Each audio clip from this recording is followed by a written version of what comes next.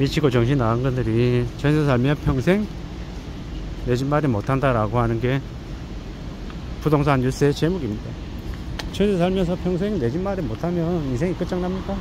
끝장 안 납니다. 전세 살면 뭐 전세자금 대출까지 받아서 그 전세금을 마련한 거면은 깝깝한 건데, 그게 아니라 자기가 번 돈으로 전세금 마련해 가지고 사는 거면 괜찮습니다. 충분히 안정적으로 사는 거고 자신의 삶의 규모에 맞게끔 살아가는 거기 때문에 전혀 문제가 없다라고 생각합니다.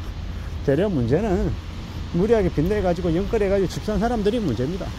앞으로 연끌한 사람들이 많이 망가지고 무너질 겁니다. 왜겠습니까? 이자 내느라고 살다가 감당이 안 되니까 쓰러지는 거예요. 그런 이들이 문제입니다.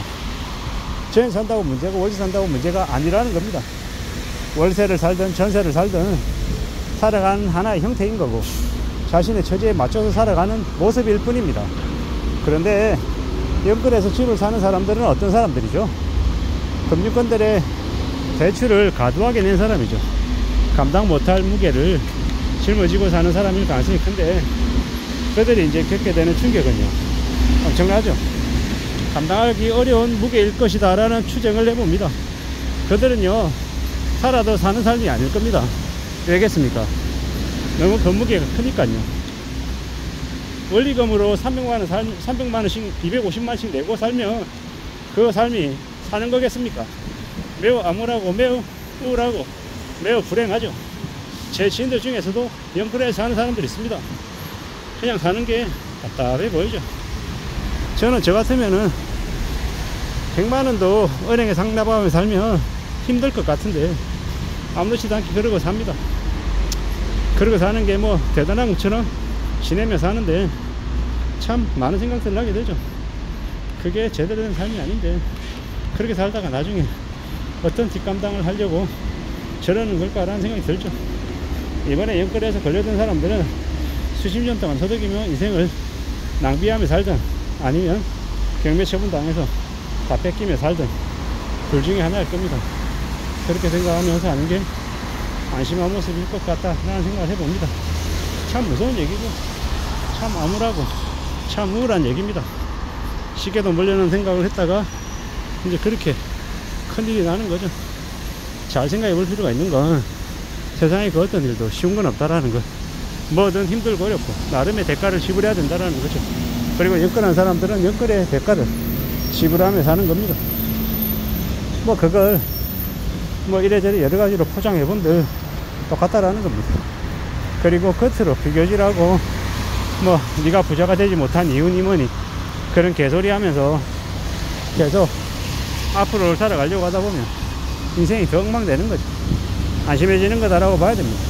답답해지는 거죠. 잘 생각하면서 잘 따져보며 살아야 됩니다. 사는 게 얼마나 어려운데 얼마나 힘든데 쉽게 생각한다니요. 큰일 날 소리죠. 앞으로도 더욱더 우려하고 염려하고 조심하며 지내야 됩니다. 그거 말고는 없는 것 같습니다. 참 많은 생각들을 하면 지내야죠. 더 단단해져야 합니다. 더 염려하며 살아야 됩니다. 그거 말고는 없는 것 같습니다. 이것저것 여러 가지의 것들을 고려하며 살아야죠.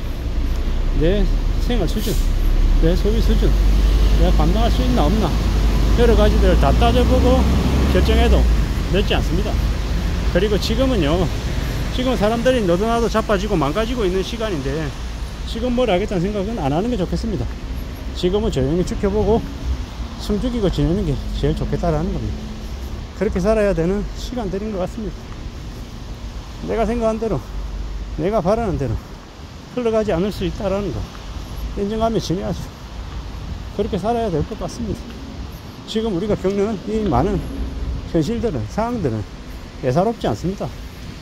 IMF가 이미 시작되고 있다고 하죠. 오늘 뉴스가 나오지 않을 뿐인 거지 이미 꽤 어려운 지경에 놓여 있다라는 거. 하루가 멀다 하고 자영업 가게들이 폐점하는 게 왜겠냐라는 겁니다. 자영업자들, 다중채무자들, 다중채무 빚이 평균이 4억이 넘는다라는데 감당할 수 있겠냐라는 겁니다. 뭐 대출 이자를 유예시켜주고 탕감시켜주고 이래저래 해보겠지만 그런다고 해서 그들이 전부 다 살아날 수 있는 것도 아니고 되게 암울해 보이죠. 어떻게 살려나. 인생을 리셋하고 다시 시작할 수도 없을 텐데 참 많은 생각들이 듭니다. 그렇게 살다가 인생이 자기들도 모르는 사이에 수그라들거나 없어져 버리지 않을까 라는 생각도 해보고요. 요즘 들어서 부쩍 더 그런 걱정들, 염려들이 많이 됩니다. 아, 대출이라는 게 정말로 무서운 거구나. 내가 별거 아닌 것처럼 생각하지만 그 별거 아닌 것처럼 생각한 그것 때문에 많이 몰락하고 많이 힘들어지는 거구나 라고 말입니다. 더 두려워하고 더 염려하고 더 겁내고 더 신경 쓰면서 삶을 살아가야 될 것 같습니다. 가만히 있는데 하늘에서 1억 떨어지고 2억 떨어지고 이런 거 없습니다. 정말로 각고의 노력을 해야 되고 엄청난 희생과 기다림 속에 자신이 원하는 걸 가지는 것 같습니다. 잘 생각하면서 지내야 될 것 같습니다. 천천히 차분히 따져봐야 될 것 같습니다. 그래야지 원하는 걸 갖지 않겠냐라는 겁니다. 앞으로 불황이 깊어질 텐데 그 불황이 깊어지는 동안 걱정이나 사람이 많지 실제로 사람들이 돈이 없어서 제대로 쓰지도 못할 것 같다라는 생각도 더더욱 더 듭니다. 아, 사는 게 더 빡빡해지는구나, 더 암울해지는구나 라는 생각이 더 많아지는 거죠. 이래저래 사는 게 어렵다, 힘들다라는 생각이 듭니다. 서글프고 힘들고 막막할 때 어떻게 살지를 궁리해야겠죠. 잘 움직이면 지내가야 될 것 같습니다. 따져야 될 것 같습니다. 결국 누가 뭐라 그래도 지금의 살아가는 삶이 만만하지 않다라는 거, 어렵다라는 거 받아들이고 인정하고 또 대비하며 살아야겠습니다. 그렇게 살아도 사는 게 힘듭니다. 희망을 가지기도 어렵고. 그런데 무리하게 붙이고 빚내 가지고 주식하고 부동산 사면 그럼 인생이 우울해지는 정도가 아니라 인생이 지옥이 된다는 거 명심해야 됩니다. 살아가는 삶이 얼마나 어려운지 얼마나 막막한지 모르는 사람들은 지금도 엄청 망신거리며 살고 있지만 아는 사람들은요 숨죽이고 조용히 자신의 때를 기다리며 일상에 집중하며 살고 있습니다. 누가 현명한지는 우리는 말하지 않아도 알 수 있습니다. 근데 현명하게 살아가는 길은 되게 지루하고 뻔하고 답답하고 되게 다이나믹하게 신나게 멋있게 살아가는 길은 되게 빠른 길이고 되게 위험한 길임을 잊지 말아야 될 것 같습니다. 뭐가 옳고 뭐가 틀리고 뭐가 현명한지는 잘 심사숙고하며 결정해야 될 것 같습니다. 이래저래 여러 가지들이 있는데 어떻게 살지는 잘 궁리하고 잘 따져보며 살아가야 될 것 같습니다. 이래저래 삶을 좀 잘 살아내기 위해서 잘 궁리해 봐야 될 것 같습니다. 이상입니다.